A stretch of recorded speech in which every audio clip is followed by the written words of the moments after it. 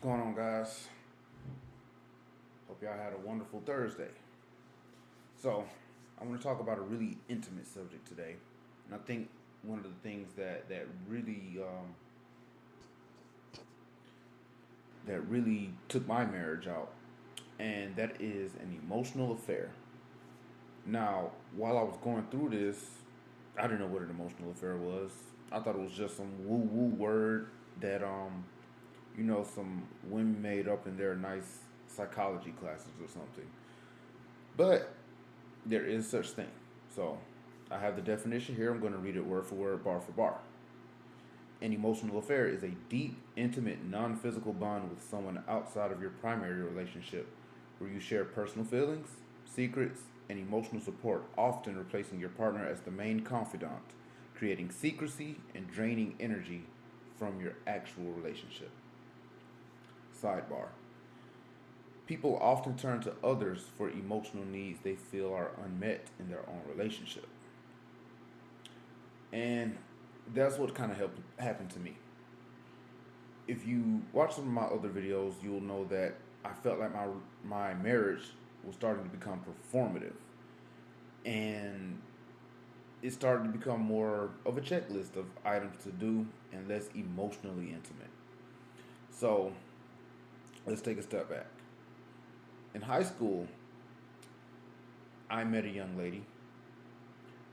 We'll call her Keisha, just because she's black. We'll call this young lady Keisha. Okay. This was the type of relationship which was pure raw attraction. Okay. We were kids.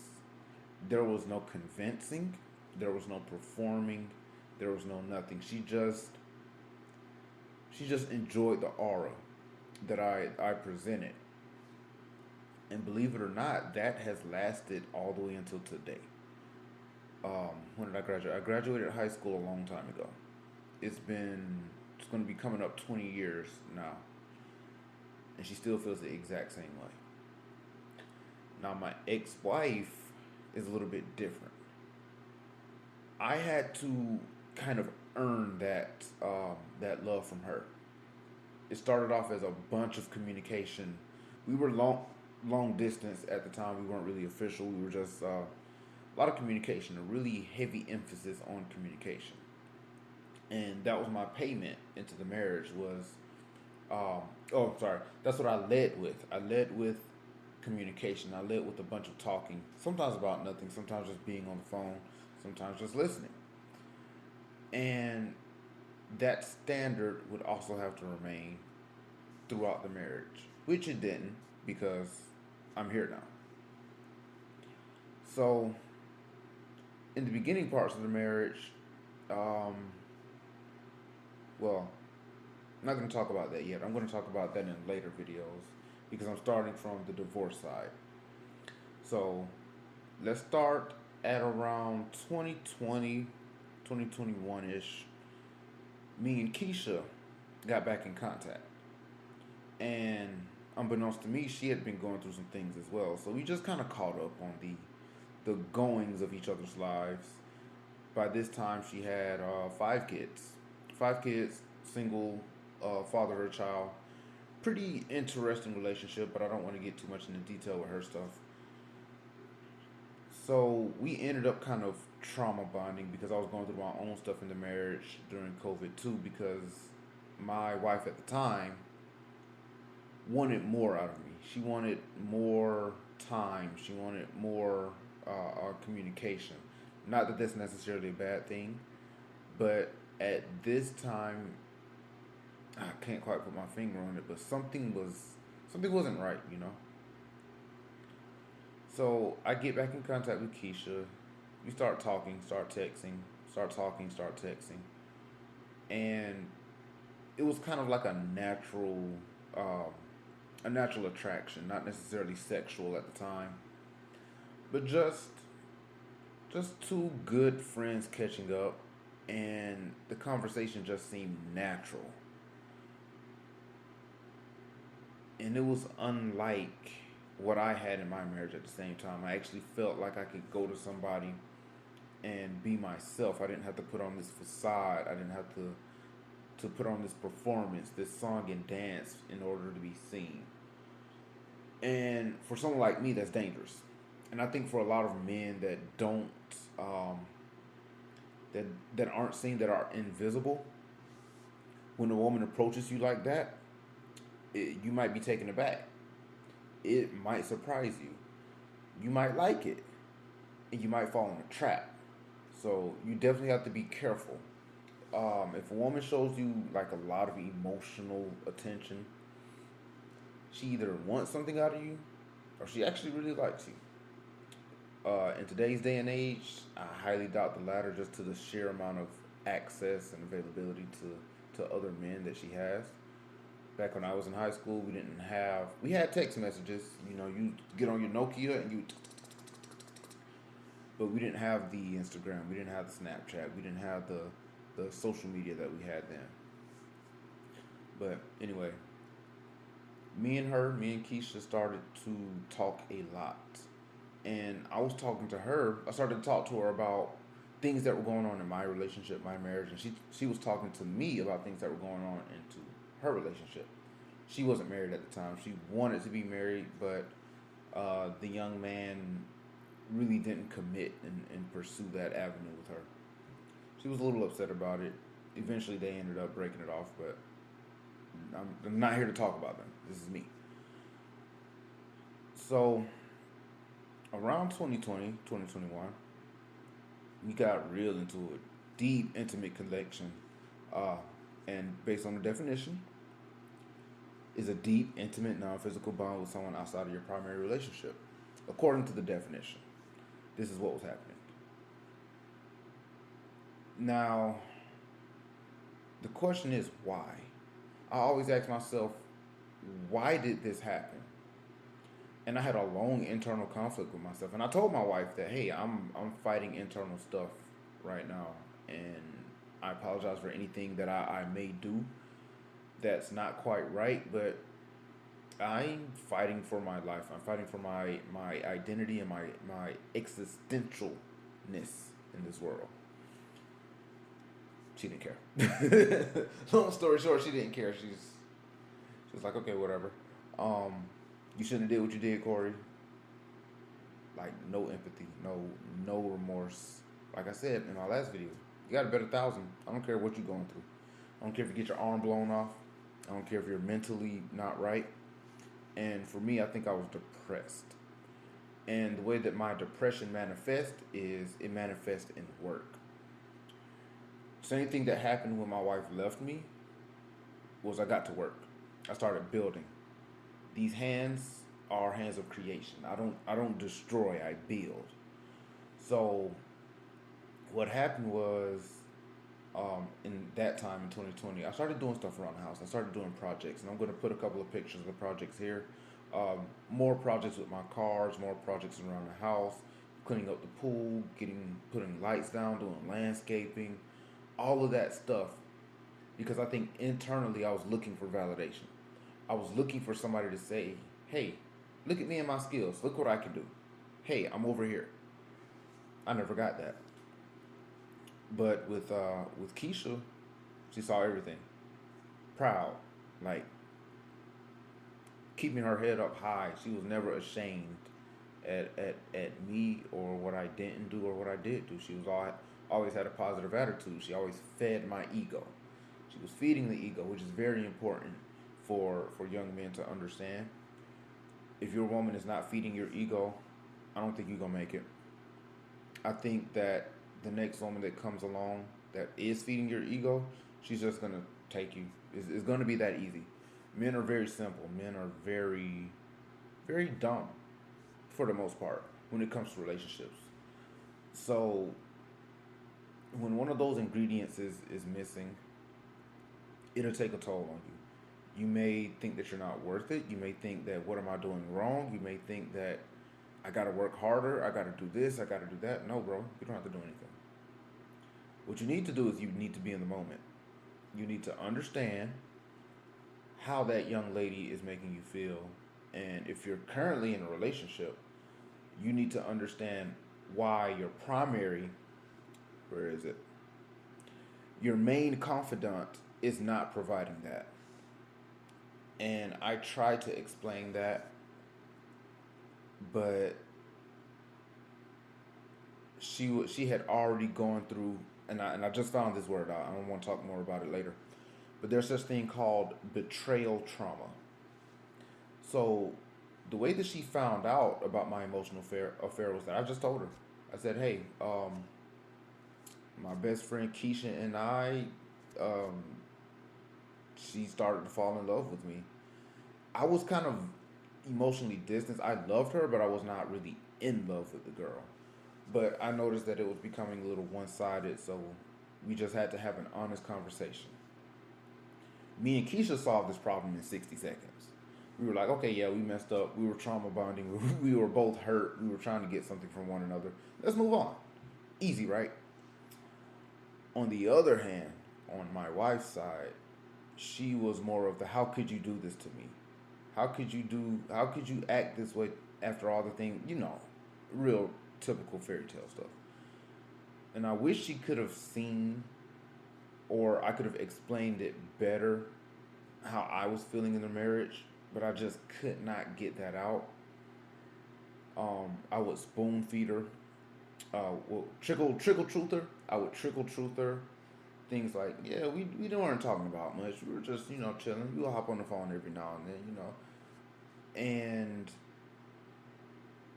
yeah, I could see how that could lead to a bunch of intrusive thoughts, because when you're dealing with women, they are going to make stories. They're going to make whole movies in their head.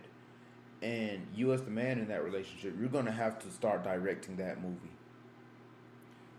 You don't know exactly what's playing. You don't know the film. You don't know the script. You don't know anything. But you have to tell her almost exactly what she wants to hear, but don't lie about it.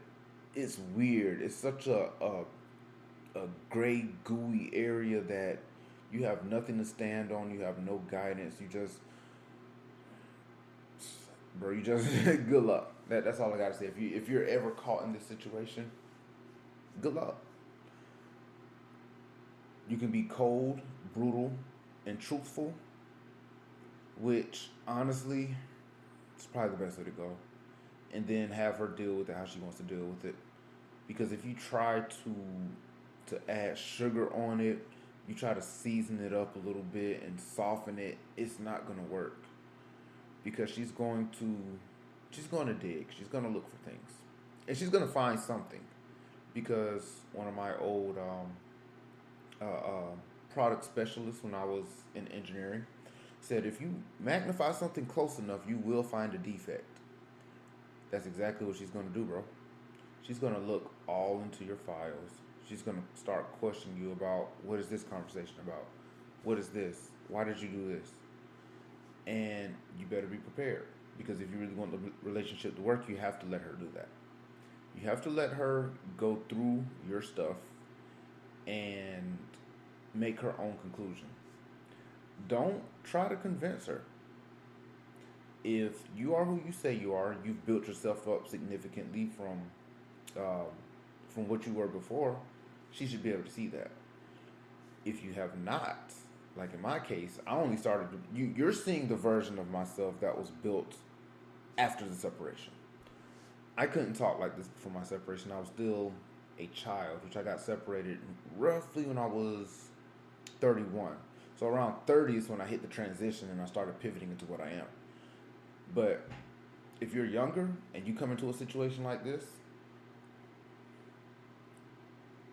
my advice, my true honest advice would be to just keep getting better.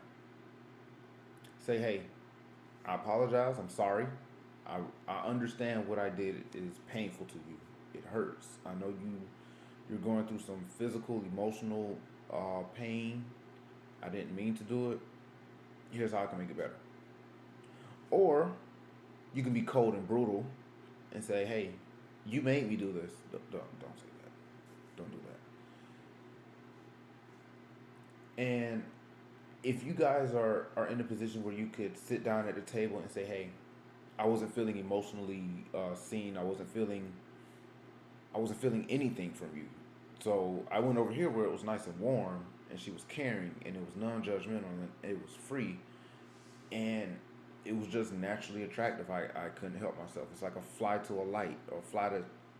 Not gonna curse on this channel, but you know what I mean.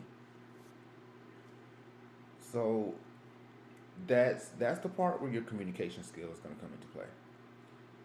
If you don't have good communication skill, if you can't identify, if you can't put a name to what's happening with you, like for instance, my depression equals work. So if you see me work a lot, I'm probably depressed. I won't say depressed. Depression is just an indicator to change, and I think me working is me trying to change, trying to achieve that change. So you really have to identify yourself and really become self aware. And it takes things like this. I mean, no relationship is perfect. To me, honestly, Keisha was more mentally and emotionally um, wife than my ex was. My ex was more like trying to think of a good analogy. To me, she felt like a warden. She felt like mothering, controlling, instead of understanding and let's see what's going on with you, Corey, and fix it and get past it. Instead, she was like, give me all the information so I can be sure that you haven't done anything behind my back. So that means that there was still some trust that was, um, there were some trust issues, or I haven't proven myself that hey, I am who I say I am. I didn't mean to do it. My bad. It wasn't sexual in nature. Now, do we have a few sexual conversations? Absolutely. I'm into what they call PE. I'm a men's health advocate. So I like to see men at their best. And on Reddit, there's this certain group. I won't call the group out, but you go down this group, and there's a lot of men that are not sexually proficient, and it really takes a psychological toll on them. And you're sitting there like, dang, bro, feel bad for you. It's but it's not the end of the world, you know. So I was like, I might just edit that out. That's not really important.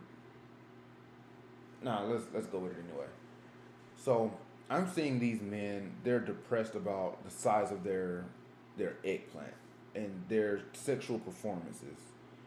And again, I'm a men's advocate. I like for men to be mentally, financially, emotionally, sexually, spiritually strong. That's one of the main reasons I started this channel. Is this is gonna encompass all of that. And I think sexual prowess is a huge factor for men.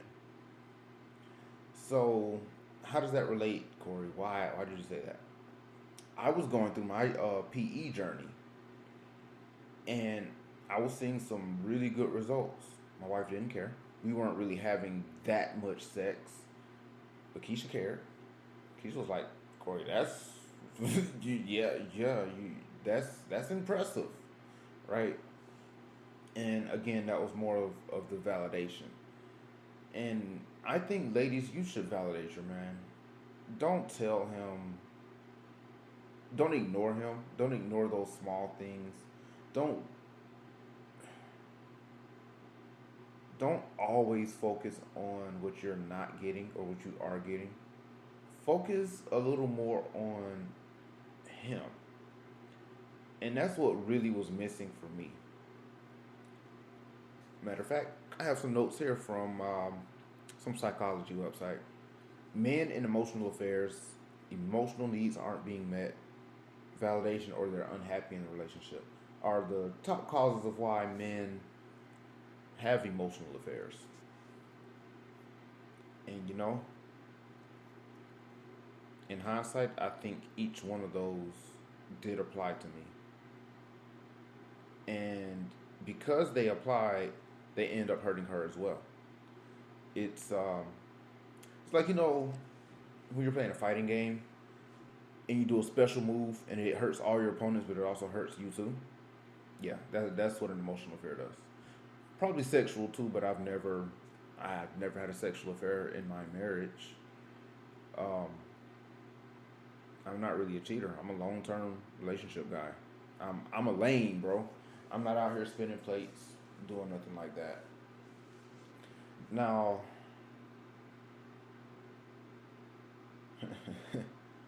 not to get too much in detail of that, but yeah, man, that's that's my emotional affair. I loved another woman, had a deep, intimate connection with her. Um, she was open to talk to anytime. I could come with just me. I didn't have to sugarcoat anything. Just natural. And that pull is hard to resist. It literally is a drug. So, can you blame me? Absolutely. 100% is my fault. Like I said, I'm taking it on the chin. I'm being 100% honest with you guys. So, this is a little bit of a longer video. And I said so a lot. I'm going to try to stop doing that as a filler word. But if you like this video, if you know of any men that are suffering from depression, are having an emotional affair of their own, maybe you're having an emotional affair, drop a comment. Let's have a conversation. All right, guys. I'll see you on the next one.